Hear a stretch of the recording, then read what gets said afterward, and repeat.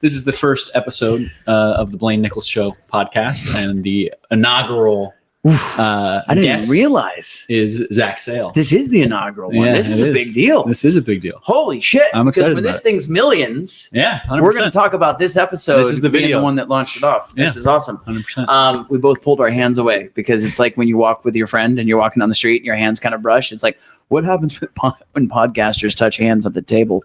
Do they continue to hold or You just got to hold it the whole episode. Just like I think. who's going to let just go? really like make sure that connection is strong. Yeah, and it is Yeah, strong. it In fact, I is. feel stronger and more close to you do now. too. So I'm I'm all glad up we in did this that. mic. That's actually how we have to start every episode going forward. I think. It's just We like, have to- it's just like, let us pray. Thanks be to God. I don't know how it goes. All right, non-denominational. well, where to start on an inaugural episode? I think maybe. You want to talk about what we just did? Yeah, that's what I was thinking. Is Okay. we have spent the evening, or the day, spent the entire day. It was the entire day. Starting in the afternoon, but we spent the entire day. Okay, that's a dig at me because he's coming back and he's saying this because I showed up here, I dare say, an hour and 5 minutes late, but he was pushing it to 2 to 3 hours late. I don't know. I think that will forever be a mystery. You know what it comes down to is you said this in a video that you sent me before when you said like let's start at 11. Is in that video you're like, I think we're gonna knock it out. I think it's gonna be fine. I don't think we're gonna need as much time as you think we're gonna need. And you know what? You were right, because we did knock it out. We did got knock it everything out. that we needed. Yeah, and we did. It was moving right along. Yeah. It was a lot of patience on Blaine's part, for one. Sure. Because there was a lot of repeats on me having to just get like certain. What was it? What was the dang line? It was if you look at the vocabulary words, they're probably very minimal. But at the time, I felt like, why are we using such big words? No, it's a dense sentence for sure. So many what is it? Syllables. Why so many? So many. I can't even speak without a redo. The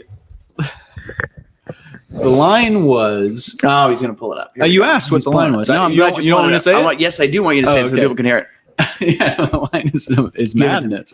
I got to find it here. But the line is Okay. It uses sleep science. Oh, here. No, that's actually wrong. It uses data from your phone. No, that's wrong too. But a lot. Listen to that though. They're all kind of what the. I think the first one was actually right. To create a constant. No. Why can I not find this? We are dead airing. This is a right now. fascinating podcast. We are dead airing right this second. Yeah, but basically, it uses sleep science and data from your phone to develop a complete personalized daily routine just for you. Yeah, that's what it is. A complete personalized daily routine. No, a complete ideal Yes. personalized daily routine. Something along those lines. And I was Yes. like, why so many words? Yes, and this is Rise Science. It is Rise Science. One of the great apps of our time. Fantastic brand. I'm very fortunate to work with them. Yeah, and same. I'm also very fortunate to work with them, and we got to do a shoot all day today. And okay, so what I think is interesting about what we did is that I don't think most people who are making ads recognize how many ads you can pull off in a day with just two people and no budget. I mean, that's what we just did. That's a really good point. I mean, you could probably call it $1,000 budget total as far as like cost to Rise, like call it that. Okay, right. And like we didn't buy anything. No. We didn't book a location. We didn't have any crew. It was just you and me. It was all just with an iPhone and with a couple of scripts. And we did, I mean, we honestly did. I'd have to go back and count. In all, we're probably going to come out of this with something like 20 concepts at the end of the day, that with all the ways that we're able to cut, edit, and there was like, a lot change. because I mean, it wasn't just what you had written down because you had a number of concepts already down. One of the scripts was like manipulated into 4 different scripts, and then you took that one and you made it into. We tried to make it simpler, but it almost made it into another one. Then we went into gaming. We made a gaming came up with that idea. on the spot. Yeah, that was on the spot. Yep. There was a lot, and that's funny that you bring that up because Jax always says to me, wifey, she says, now do you believe that you should not believe what these ads say when they come up on your Facebook and your Instagram about what it does for them, because you just made an ad about something you've never even had and you gave a testimonial. And I was like, I almost felt dirty that I did that.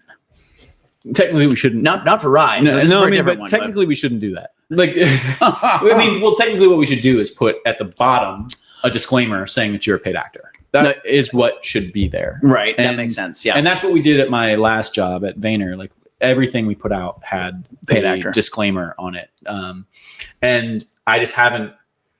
I will say this about Rise though. I am actively using it. Yeah, so great. Which is awesome. Yeah. I am using it, which is totally cool.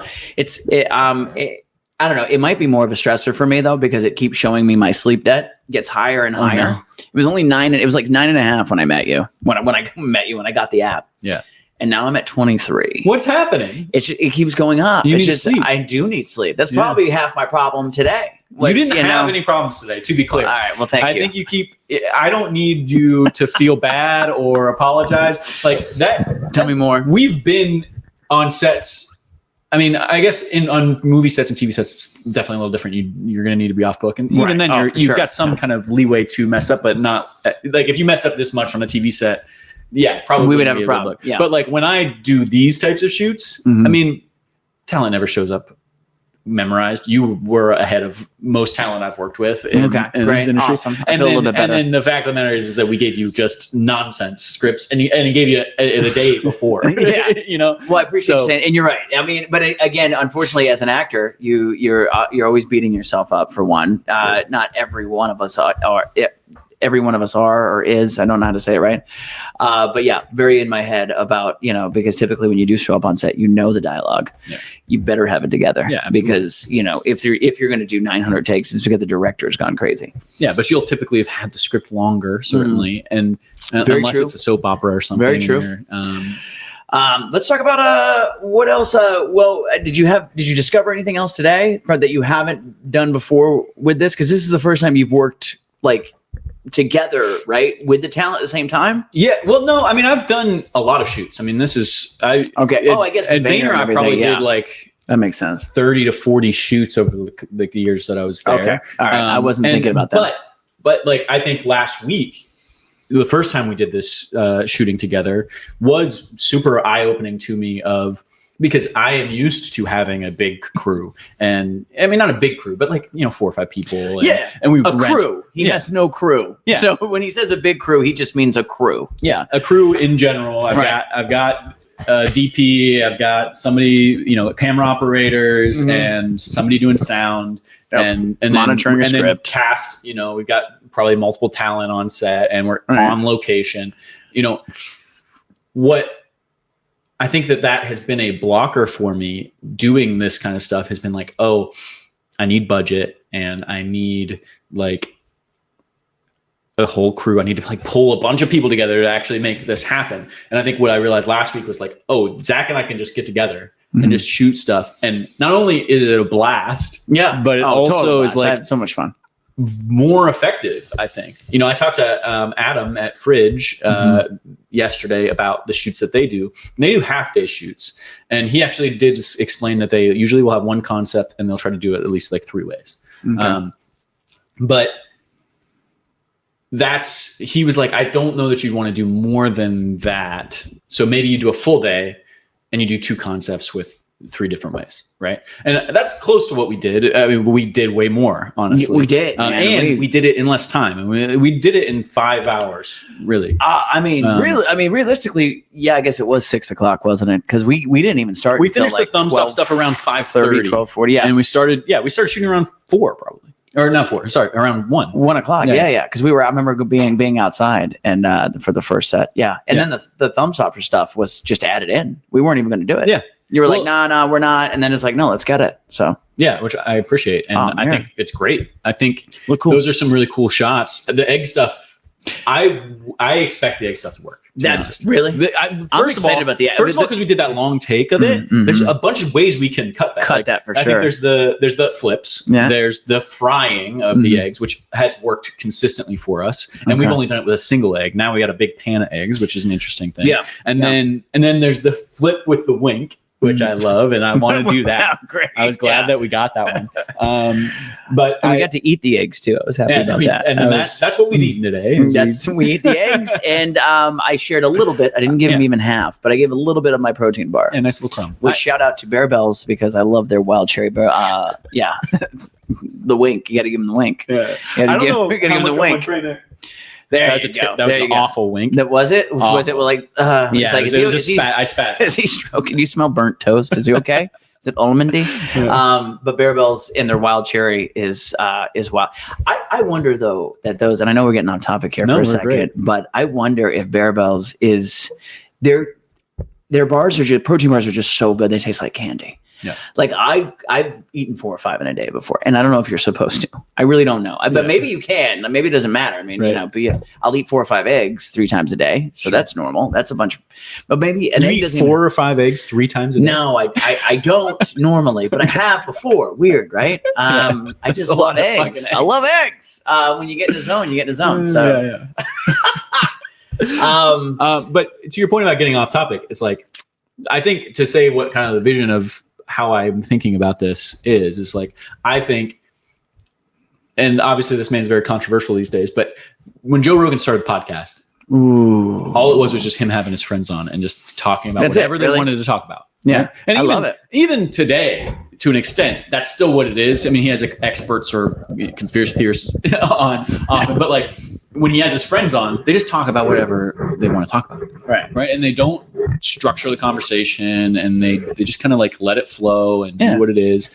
And I think that the way I've been thinking about if I want to build a personal brand or whatever, it's like I want it to be around the things that I'm interested in, and I'm interested in talking to my friends about the things that I'm interested in. So why don't we just do it on camera? And in this day and age, I think it's so easy to do that. Yeah. You know what I mean? Maybe back in the day when you had to put it on film and cut that, the bit of a problem. But now you can set up, 2 phones. Yeah. And you can record it. And you're talented to do that. And I have mad respect for you because you told me today that, you're working with this other, particular, organization. And you were like, no, I don't want to do it anymore. Even though you're making money with them and all of that. I thought that was really awesome of you because you were like, it doesn't make me happy. I don't want to do it. I'm dragging myself through it. And that's gross.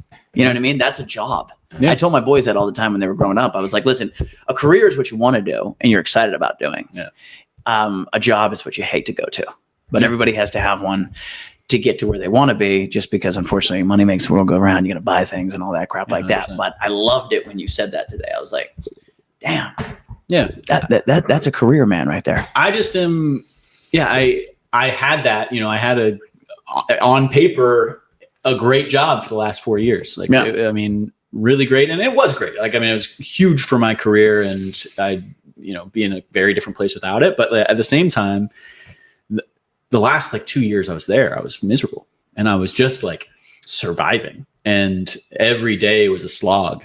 And I mean, I was on calls 30 hours a week. Wow. Now, when you do a call, what is that, like one person? Is that like 5 people on a team? Varied. Sometimes it's one-on-ones. Sometimes it's with my whole team. Sometimes it's with leadership.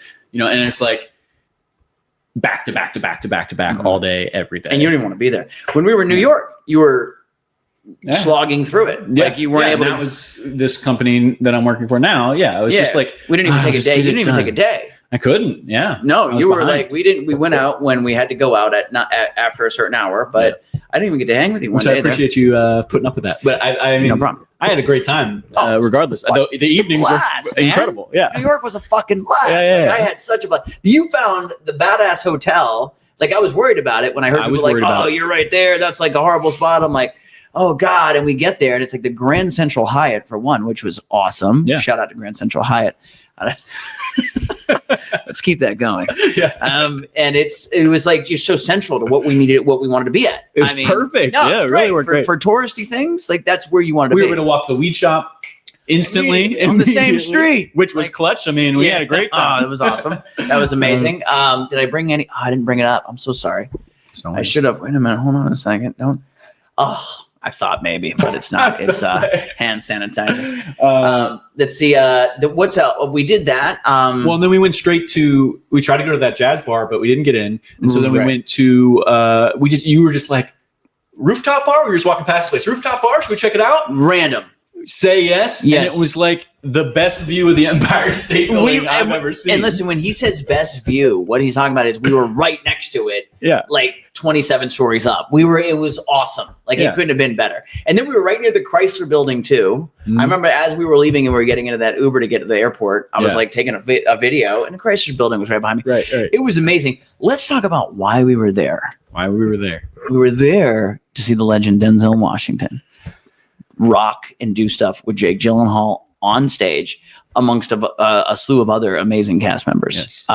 In Othello. In the play Othello, which is your favorite play, isn't it?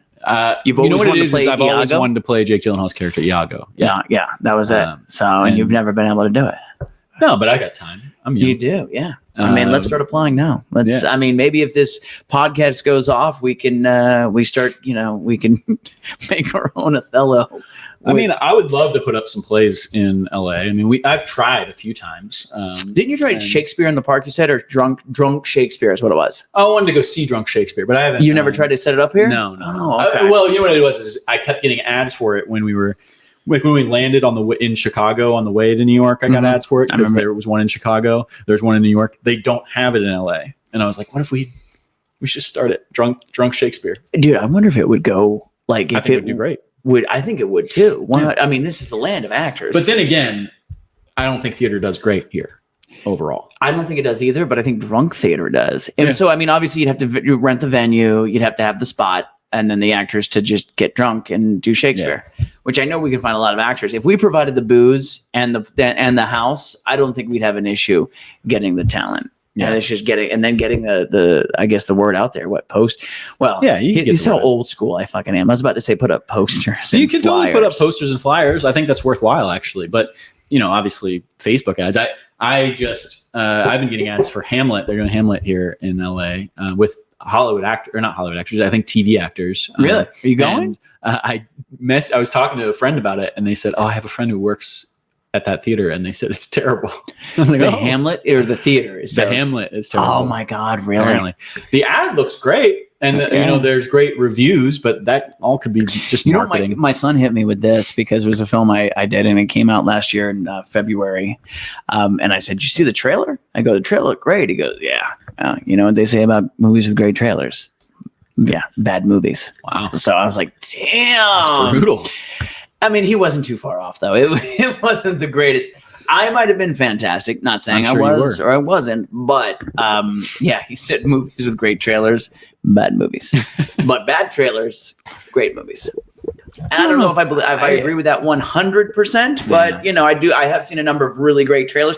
It's like back in the day when we had to go to the video rental store, and I would want to rent a movie, be like, "Mom, Dad, can we go ahead and get this movie based off the box?" Sure. And then you get home and you're like, what am I watching? This doesn't look like anything like a hand coming out of a baby carriage. Like there was this one, and I forget the name of it, but it's in my head, and it's one of those old school baby strollers that the English ones from Mary Poppins days, right? Oh yeah. And it's got a creepy hand reaching out. Yeah. And I remember that. And I was like, oh, that's got to be so scary. And my mom was like, no, you're not renting it. It's too scary. Meanwhile, she'd rent some other horror movie that she wanted to see. It was just because she didn't want to rent it, but I do miss the days of Blockbuster, though. Did you do Blockbuster? Was great. My brother worked at Blockbuster. Did he? Yeah, at Blockbuster, and he, you could rent if you worked there. You could rent up to like 6 movies at a time, and you got the new releases. You got access to the new releases before they came out. I always remember the wall. Remember the wall of new releases? You'd go there, and like everyone would be empty. Yeah, you're totally son of a bitch. Like the best with the fake box or whatever. Yeah. But so. Because he had that job, my dad bought a DVD burner, and my brother would rent all of the new releases, bring them home. My dad would burn them all, and we had cases of CD cases filled with DVDs. My dad has been the hack. I mean, nice job. He was doing that then, and then when it got digital, he went hard on that. Like like I can watch pretty much anything I want on my TV right now because I think he has this digital hack website. I think you said that to me. You were watching something. I'm like, oh, what's that on? You're like, well, I have a site that I go to, but I think you can find it on. We were trying to watch Denzel movies and Jake Gyllenhaal movies leading up to Othello. Right. And both of our schedules were not the greatest as far as like being focused on watching them. Yeah, so I remember like 4 or 5. I remember John Q was one that I still actually have. I may not anymore. I think I rented it, but I never watched it. So I think you get refunded. But it was in my Amazon account. I never actually rented it. I never got it. But which is weird. It upsets me when I have 9 streaming services and I can't find a movie that I don't have to pay for. Yeah, that's a good point. How do you feel about the streamers? You think they're going to end up canceling or you're tanking some of them? Because I know they're not making the money that they thought they would. Yeah, I mean, they're just going to keep raising their prices, it feels like, for now. Yeah, which is a pain. And then merging. And then that's called cable. Yeah. That's we should just have it all in one box and keep it central. Yep. That's called Time Warner. Let's just go right back to where we were. I saw this. You want to talk about old? Okay, so check this out. I was at. I didn't mean to hit the table there. Probably just messed. The mic's just going nuts. It probably has been this whole time. I'm a fidgeter, man. I can't sit still. So if you're hearing any type of crinkers or crunchins, that's me. We'll figure it out. This is Ep 1. This is the inaugural. Yeah. This is a special thing. It is. I would want no one else here. I may not be as special as a person who gets a phone call like you got last week, but I am as special as the guy who gets to be in this. So thank you. And I was the third person to be invited to New York, and I can't feel more special than I do right now. But no, it was okay. So I'm at this party up in the Hollywood Hills. And this is a well-to-do guy who's got, his boyfriend has a lot of money and he deals with the stars, right? But there are no stars at this party, but he's having his birthday party. So I get the invite and I'm there. And this is a kid who's turning, I say kid, but this is a kid who's turning 30. Yeah. 30 years old. And I think I'm at the time 38, 39. And we're at this table of other, 20 somethings because they're all not 30 yet. There's a couple, but the 20 somethings are all sitting there, and one was talking about going to a Dave Chappelle event, and they were not allowed to take their phone in. They had to put their phones. You remember at Othello? Sure. Right. Okay. So they've got those little the bags. You put your phone in, it time locks, all that jazz. So she was like, and it was so unique just to be here and not see a bunch of phones in the air. Sure. People were just enjoying the moment for what it was. Yeah. And that was something I had never seen before. And I was like, I remember when there wasn't phones and everybody enjoyed what they were doing. They were like, oh my God, I had every eye turned to me at that fucking table, all the 20 something, because that's all there was sitting at the moment. Okay, yeah. And they go, oh, what was it like when there was no phones? Wow. And I was like, oh my God, I'm not that old yet. I'm young enough to still have these people fooled that I can be in their 20 something group. Hold on a second. And here I am telling the story of like, well, I remember, this and that. And I was like, I think I remember walking away from that, just thinking about what I had said, which was, it didn't seem so fast. Everything wasn't so fast. Now it's like when I see something special, I pull out my phone, I take a camera, I take a picture, I take a camera, I take a photo is what I do, or I take a video. Like I have over 45,000 videos and photos in my phone, my iCloud. It's a bit much. Yeah. I went on that trip when we went. We did this big trip for the PNW Pacific Northwest is what I'm talking about. Hiking trip, over 106 miles hiked. We I had 1,510 photos and videos from that trip. It was a 11-day trip. A little much, bro. Little much. I do know that. But I find myself always trying to capture the moment. Yeah. And I realize that I'm sort of missing the moment when I'm not, when I'm doing that. Yeah, that's why I got the glasses. So I no longer have to hold the camera. I just put it on. Shout out to Ray-Ban for making sure that we can record our lives. Yeah, honestly, we both have a pair of these. We could get sponsored. I think we could. And I'm just going to hold this here because I don't know how long this video is going to be up. There's your still. All right, your thumbnail. But my wife is the one who said you should totally get these glasses, and I was like, why? She's like, because you're always filming, you're always like making posts. I'm like, yeah, of myself. How am I supposed to record myself with glasses? Right. So now I find myself pulling them out and doing this. No way. Yeah. And what am I doing? Have you figured out, like, because I think my problem with them is I really don't understand where the lens, like like how I need to position myself, even when I'm wearing them. Like, how do I need to position myself to frame the shot correctly? Right. So I can't imagine like actually taking them out. Like, how do you make? Do you know how to keep yourself centered? Do you know how to hold them? I just sort of keep the lens, like, because it's only one lens. Yeah. So I'm only keeping the one lens. I just keep it in the center. Yeah, like if I can see it in front of me, I feel that that's good. See, the problem with these damn phones, okay, and I'm just gonna say this: I have the Apple iPhone 16 Plus Max. There's just too many camera lenses, so I don't know which one to look at. Yeah, I think I asked you today. I was like, which lens are we working with? Because I find myself when I try to put like a talking head video up or something, and I'm using the back of my camera phone because I've been, I read that like, oh, the front facing one isn't quite the good quality. I'm like, you can do cinematic mode. It's still plenty good. I think it is. Like back in the day, it was. The back cameras are better. Yeah. The back. So when I do that, I'll find like I don't know which lens to look at. So we're kind of going off about these camera lenses. However, I am recording right now on my phone. So let's see what are my eyes. Yeah, I got it. Now I have to perform. Now it's time for me to keep the angle right. Yeah, I'm like this. I'm like, this is the best way to keep exactly. That's the ankle. Am I centered? I don't know. Have you seen the glasses? The Google glasses, where like they look like this, but you can. It's got augmented reality, right? Yeah, like I just saw somebody doing a demo of them like yesterday. That looks dope. Apparently, there's something where if you like you can use navigation, where if you like look down, it puts arrows on your feet and tells you which direction. Dude, how awesome is that? It's not bothering you unless you are like, oh, I don't know where to go, and then you check. Or then you can. Oh my god. That is awesome. Yeah. And I don't understand why we don't have that yet. That's what gets me. See, I didn't join or cross over to Skynet. Apple. Until 2017. Yeah. When I was like, I had an Amazon. I was 2019 actually. Really? Yeah. Because I had an Android forever. Same. And I refused to change. Because I was like, no, I love my Android because the camera, the functions on the Samsung phones are just ridiculous. More customizable. And so is the quality of the phone, of the camera, it seems, is better. At least back in the day. And now that they got 44 megapixel ones, it's ridiculous. Yeah. So when I finally transferred over, I went full in. I've got the watch, I've got the iPads. I won't do anything if it isn't Apple now. Like if it isn't compatible with Apple, I'm like, no, it's not good. But I'm in the same boat. They get you. They do. They know how to get you. But you know what though? We do love Apple. And if you guys want to send us any of those goggles, I would get them. That's what this whole thing was going for. Yeah, so I went to the Apple store and I tried on the the glasses, the goggle. They look like ski goggles. They look ridiculous. I forget what it's called. And for a guy who kind of likes his hair done a certain way, it bothers me that I have to put a strap on my head to do this. Because then also when I leave, you got the imprint here. But I got to tell you, man, it looks pretty awesome for a person like who has a home office and like a batch pad like you have, batch being bachelor pad, because you can set up everything in one room and then you can get up and leave and it's not there. Yep.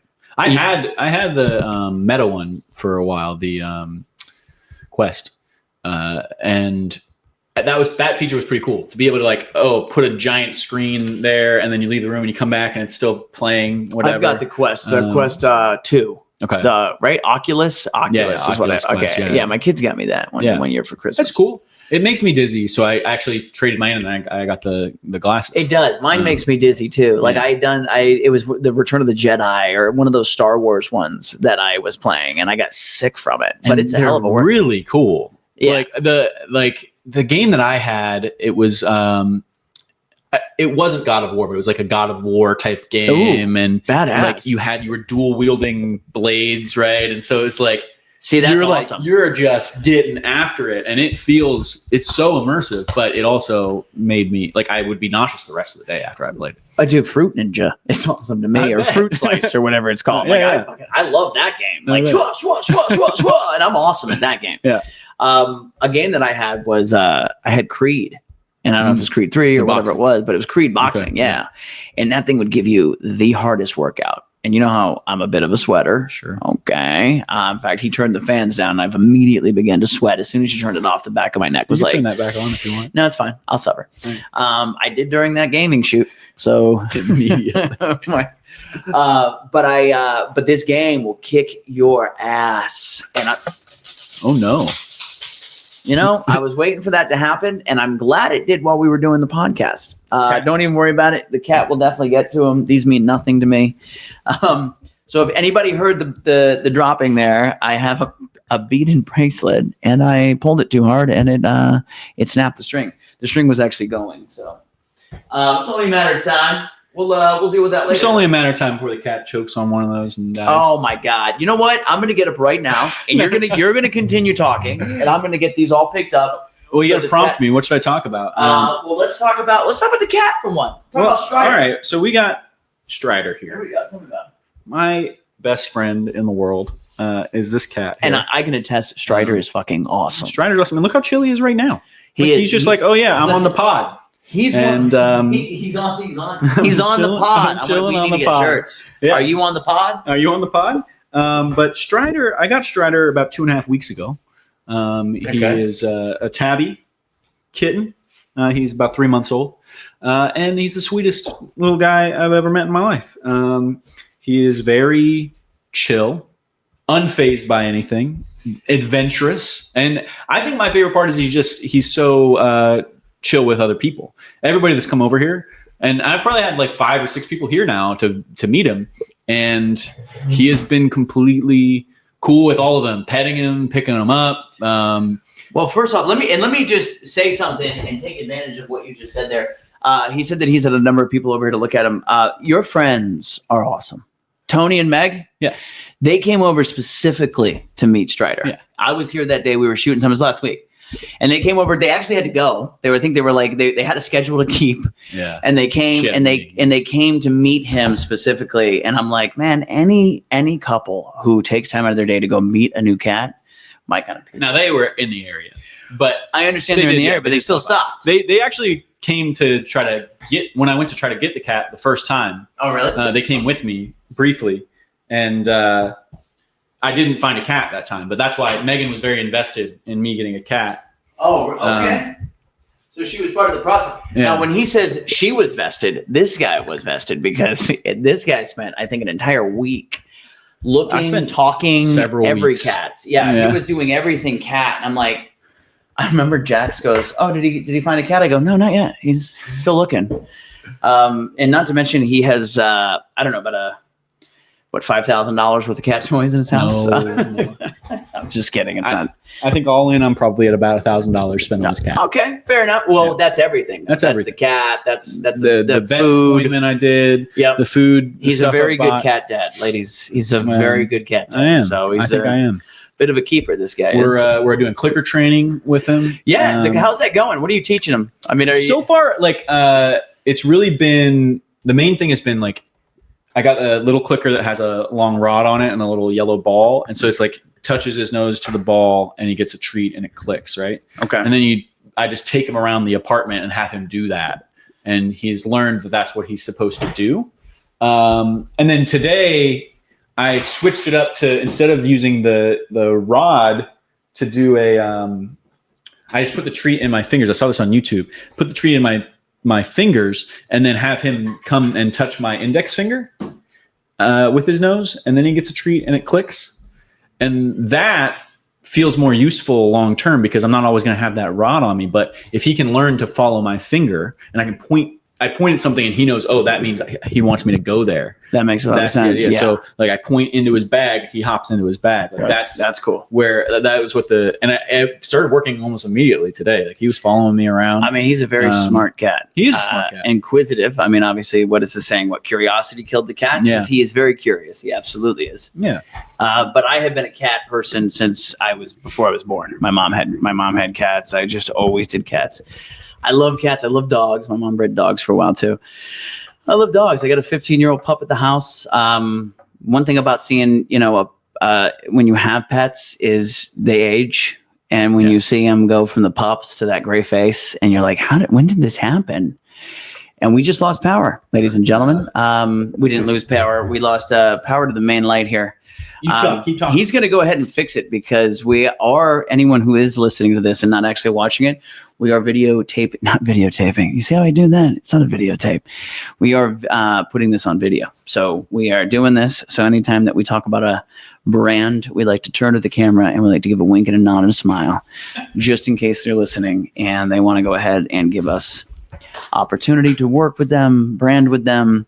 Listen, I'm a marketer. You know? I mean, this guy knows what he's doing. He got me into UGC content creating, and which is user-generated content. Took me the longest time to remember what UGC stood for. I was like, it's a Yuga,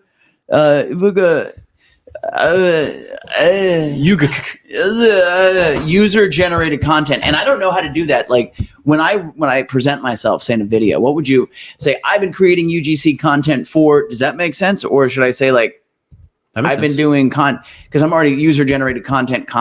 That's kind of what I'm saying. I've been creating UGC content. That's totally fine. Don't worry about it. Because it is content. Yeah, it is. So that's why. Don't worry about that. Okay. And then you could also say I've been a content creator for. Right. Which I've done, which I've made tons of videos for. But it's cool though. I like creating content just because of the different brands that you do get to work with, and sometimes they send you stuff. Yeah. But I'm still pretty new into it, so I haven't gotten a bunch of fun stuff yet. But well, and I'm interested to hear, and I've been enjoying hearing over time how as you're learning and what is coming up. I think that I've only approached it from the brand side. Or the agency side, where I'm the one casting talent. Did he have anything? Yeah, he found a ball. Oh, okay. We're like, sorry, I had to get up. I had to stop Strider from playing with the ball. I don't know if he'd eat it, to be honest with you. I think he'd just like fool with it, but it's still a little nerve wracking. He gets close to eating those pellets in his lip. He puts it fully in his mouth and then just drops it. And I don't know what he's doing. Oh my god! He seems like the cat that would bring you birds. He has a little toy that kind of looks like a bird. He does bring it to me from sometimes. Yeah, like he would be the one that would kill birds and then leave it at your doorstep. I can really see that. That's it. He just looks like that cat. My black cat did that. Little lady, who the one I was telling you about. Yeah. She's awesome. She was an indoor cat forever, and then we let her go out in California. We lived in Reseda, and I mean, she snuck out one time and came back, and so I was like, all right, she likes being out there, so I let her be out there, and she loved it. Like she would always go out and then come back. She'd always go for like a couple hours and then come back. So, but something about letting your cat outside is a little nerve. Especially if I don't live in the country. Stressed. Yeah. I live in a concrete jungle like Los Angeles. I've got a bunch of cars going all over the place. So yeah, there was the neighborhood I lived in Washington had a ton of cats running around. Like my Ring doorbell went off 3 times a night to cats running around. But I don't know. But your cats then were indoor, weren't they? Galaxy? Yeah, we never let them out. You say Galaxy and no, it's Montgomery and Bartholomew. Montgomery. Where did I come up with Galaxy? No wow. But I need help. Those are good little dudes. I actually, Megan texted me the other day that they got in a fight, those 2 cats, and then they wouldn't be near each other. They would like hiss at each other. She's trying to now figure out how to get them to be friends again. It's heartbreaking. Jeez, so that's wild. I've got a white one and a black one at the house, and it's the white one will always fuck with, little lady. So you got Chunk. She's actually a flame point. So she's got orange in her, which is like, she looks like fire. It's kind of cool. White with like fire. Like orange, orange tip tail, and then orange throughout. And then she's got these great big, like light blue eyes. Like it's just gorgeous. Yeah. And then you got little lady, she's all black with like green eyes. She has a little bit of white tuft, like a little bit in her chest, but otherwise she is all black. Yeah. And it's the white one's always fucking with the black one. It's so funny because the white one is like, it's like she seems to have like neurologically something might be wrong with her. I don't know. She's been looked at. They say she's fine. But she has a weird swagger to her when she walks. Okay. And then the little lady, the black one, she's just totally fine and never has any issues, but she doesn't like to fuck with people. She's the type of cat that always has that face like she's gonna scratch you. Yeah. But she does not like to be bothered, and she's a huge baby. So, but that's it. I got the dog, I got the cat, I got a number of other living things at my house. And that's it. Let's talk about I'm going golfing tomorrow for the first time. Yeah. Yeah. A little nervous. First time ever in your life. First time ever in my life hitting a golf course. And do you know where you're going? I am somewhere in Pasadena. Okay. I still haven't gotten the info yet. I don't know any Pasadena courses, but still haven't. Okay. Well, you know what the tip is? It's not that much. Just great joke. Okay. My tip would be don't try to hit the ball too hard. Just nice and easy. Okay. Nice and easy. Don't. 50% of the effort you think you need to put into it. That's what we always say.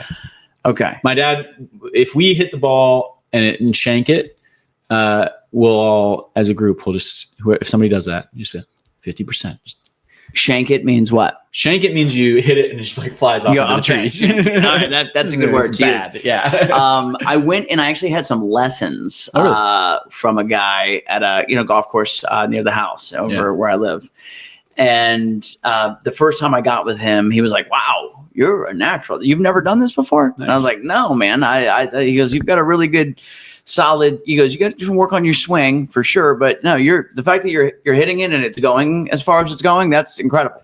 It's getting in the air. And then the second time I saw him, it's like I was not the same guy. I could not hit the ball. It was going this way. It was going that way. He's like, it's all right. You know what I mean? Things happen. Third time I saw him, I was back to where I was, back to hitting the ball again. So little nervous about tomorrow.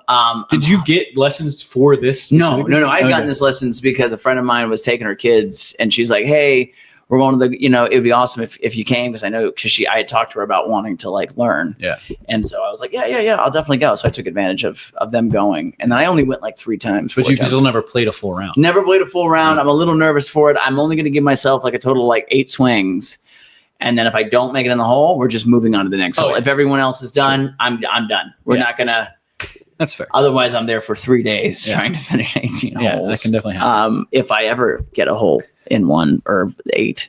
Yeah. So we'll see. I mean, listen, it's a impossible sport and everybody's bad at it. That's really what it comes down to. I like the way you said that. That's great. That makes me feel a lot better. Pretty much everyone is bad at it. Who's that guy? He's always drinking, blonde, heavy set. He's won the Masters a number of times. John Daly. Yeah. I saw him play, and that guy's like, "Yeah, I won the Masters or the Grand something." Drunk. He goes, I was hungover in the morning, but I was drunk by the time we were done. I was like, "Oh my God, this guy!" Yeah, he's a wild man. Yeah, he is. He goes, "Meanwhile, Tiger." I said, "Hey, Tiger, see you tomorrow." And he goes, "Yeah, I'll see you tomorrow." He goes, "You gonna be all right?" I said, "I'll see you tomorrow." And I left, and I came back in. I was a little hungover, but did some steak and eggs in the morning. Felt a little bit better. Got that hair of the dog, and I was all right. I was like, "This guy's living the life." I guess lived the life. He's kind of old. Yeah, he's getting up there for sure. See, as an actor, I've always wanted to know, what's your take on hosting SNL? Would you do it? Yeah, I mean, if I was invited to host SNL, of course I'd. I mean, do you say no? I guess you can't say no. Of course not.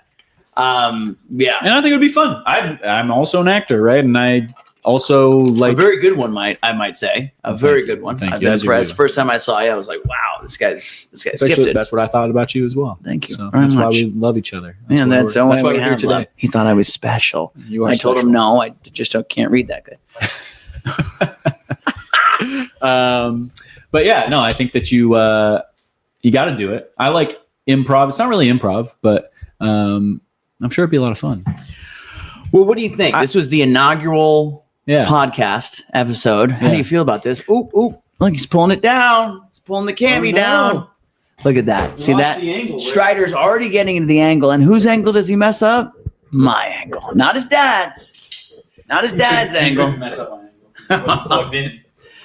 Well, I actually, if you've got a minute, you got to get out of here. But what do you know? What do you got? I wanted to talk to you about acting. I just wanted to kind of give you. That's right. That was the point of what we were doing. I wanted you to give me kind of and I feel like maybe we've talked about it a bit before, but just like what possessed you? What was the thing that made you want to start acting?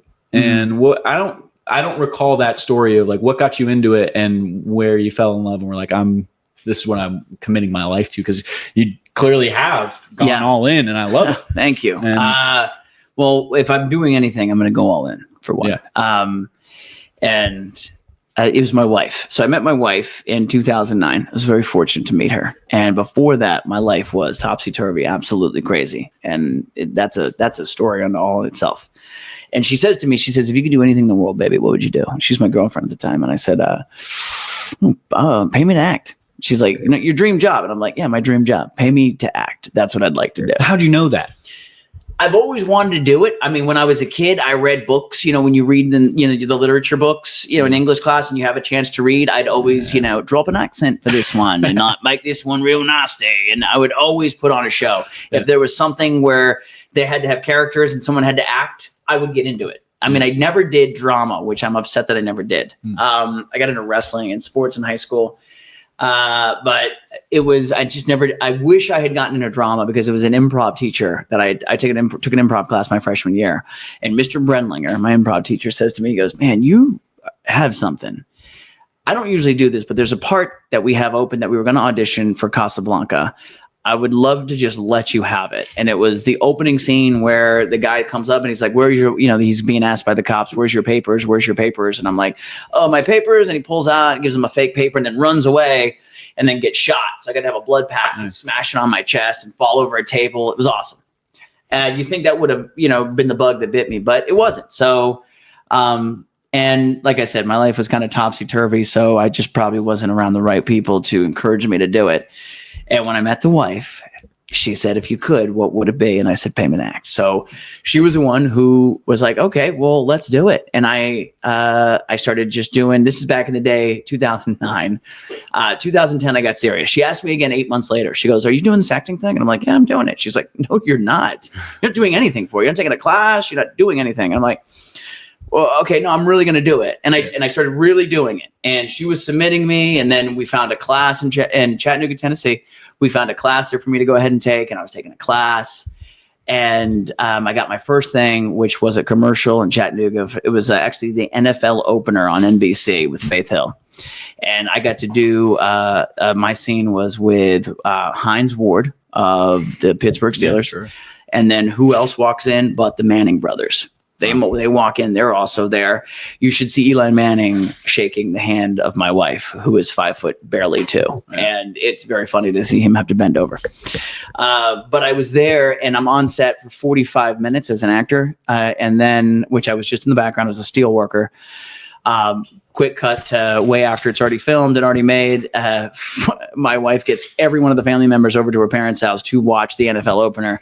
And you saw about a 0.8 seconds of me in the background. Yeah. I learned at that point, wait until we see it and then we tell people. But I was on set for 45 minutes as an actor. And then I spent like a little over probably 3 hours just watching the rest of the shoot go down. Yeah. And I was so impressed with this honey hive of people making these couple people look good on screen. The gaffers, the lighters, the script supervisor, everybody who was involved in that. And I think Strider has definitely found another bead. Oh, really? For sure. He's had to, before he's got a bug. But anyways, that was what really pushed me into, well, I don't know what he's doing now. Ladies and gentlemen, if you had the camera, you could see how crazy this cat is. But that's what really wanted me to get into it. And then, this is back in the day before they had people making reels for actors. Like you had to go out, and you had to get jobs to get footage. So you'd always look on the breakdowns. It would say copy, meal, credit. So, you got credit for the movie, you got a copy of it, and then they would feed you. And that's about all I would ever make in the beginning.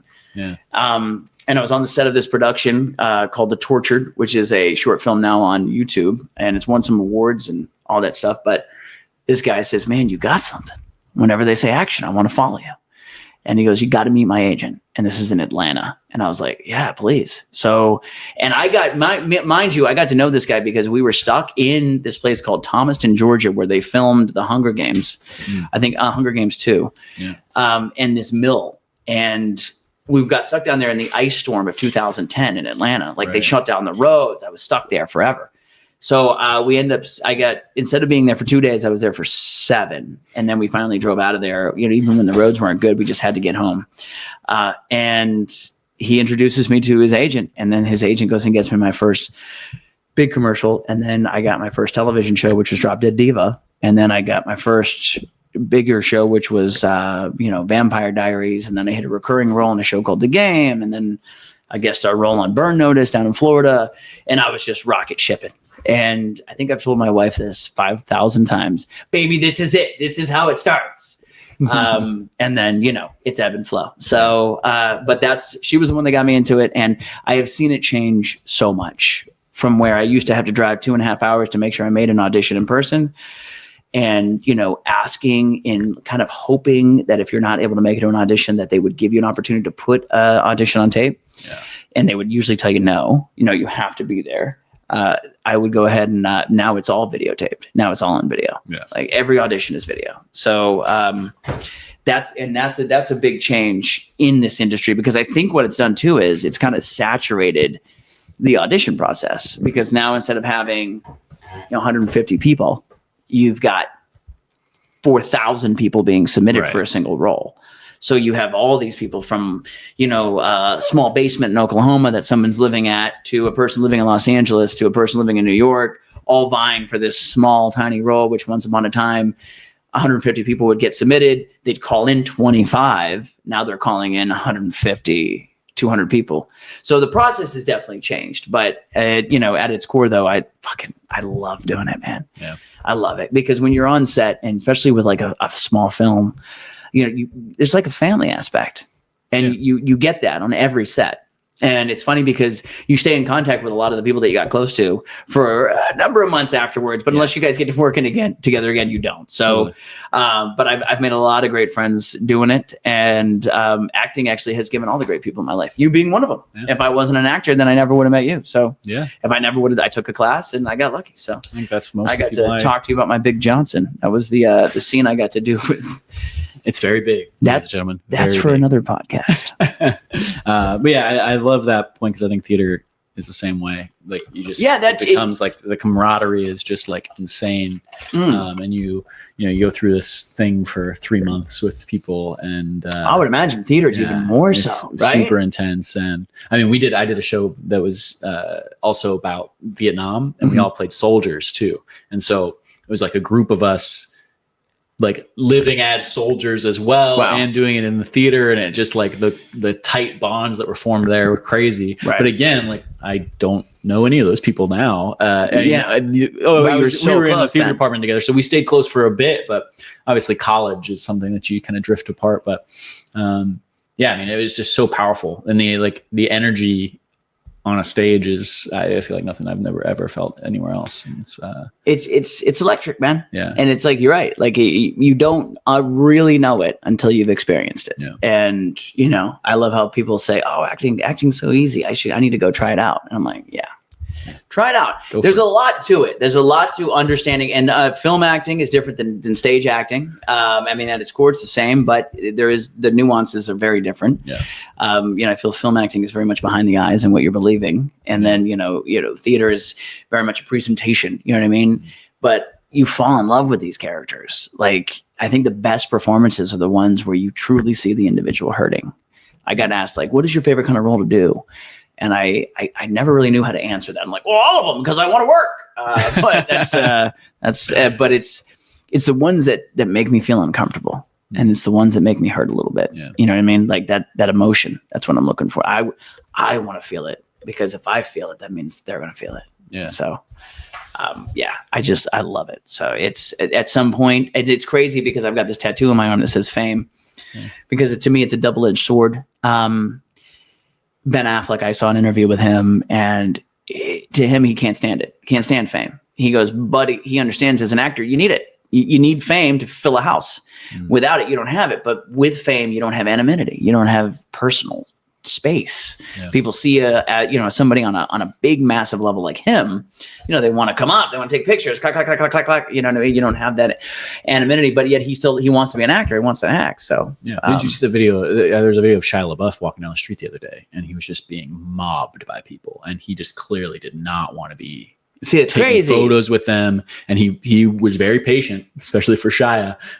He's been in rehab. He's been doing a lot of but they kept pushing. He kept trying to walk, and then they'd stop, and it was one of the first ones where I felt like so super uncomfortable for the celebrity, especially for someone like Shia, who is kind of hard to empathize with in those types of situations typically. Right, for a number of reasons. But in that one, it was like, man, this just looks awful. Like it looks brutal, and all he can do is try to be nice and try to keep moving. Right, because God forbid you have a real reaction. You know what I mean? And then that's what's talked about. And it's a number of celebrities have been through that. I know Tom Hanks. There's a video of his wife getting pushed over. Because they're trying to take a photo, and it's like, guys. It's weird. I was at, I am not a star by any means, but in the small town that I have back home that I'm from, I was at a Golden Corral, and my wife and I are trying to have a conversation. and somebody recognized me. They're like, "Hey, are you that actor guy?" They came up to me at the table. I was like, "Oh yeah, I am. I did this. Yeah. I'm like, okay, cool." They left. Well, then somebody else came over and said, "Hey, my friend told me I've seen you. I'm in." And then I'm like, "Oh, cool." And then all of a sudden we had 5 or 6 people around us, and they wanted to take photos, and I took some photos, and we were trying to have a conversation that wasn't necessarily a joyful one. Yeah. We were trying to have a real talk. Yeah. And of course I didn't know what to do. And you don't want to tell people, no, go away. You don't want to, because God forbid you do, you come off as rude. You know what I mean? Or maybe you don't, I don't know. But it was, for my wife, it was very uncomfortable for her because that she is not a person who likes that type of attention. Yeah. So yeah, that's why when I was looking for another tattoo, Jax was like, Jax is my wife.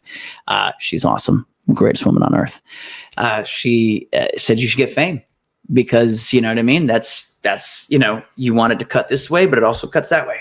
And it made a lot of sense. So that's why I got it. That's beautiful. Thank you. Thank you. Well, this podcast is going to bring the fame. This episode's going to be everywhere. Oh. And so I think that's a really fitting way to end. Okay. I like that. Monster. Just like, fantastic. Yeah. Monster. And I don't know why I said that, but I did. I was going to go someplace with it and it just stopped. And then my eyes kind of locked with your eyes. And I felt like I'm losing myself. I'm falling into those deep, deep eyes of his. And we're doing it again. But no, let me tell you something. Thank you for letting me be a part of this inaugural event here. Thank you for being here. And please bring me back for more. You know what, though? I expect you to, because this is about your friends meeting up and having 100%. conversations and talking. So but we got to come up with a cool kicker on it, like Blaine's blab. Like, blabbing, like he's No. Okay. I don't know. No, blabbing with Blaine. We'll work on it. We'll workshop it. But okay. No, I mean, I think I'd say if you have got a free evening that you want to pop down, you're always welcome. Dude, I love it. And I'm gonna try to like get this on a schedule where it's actually happening regularly and people are able to come down. So cool. Of course, I'd have you back tomorrow. So thank you. Love you. God love you. This is exciting. This was great. I appreciate you, ladies and gentlemen. Thank you for listening to us. Good night and good luck. Good night and good luck. That was great, man. I don't know. Oh.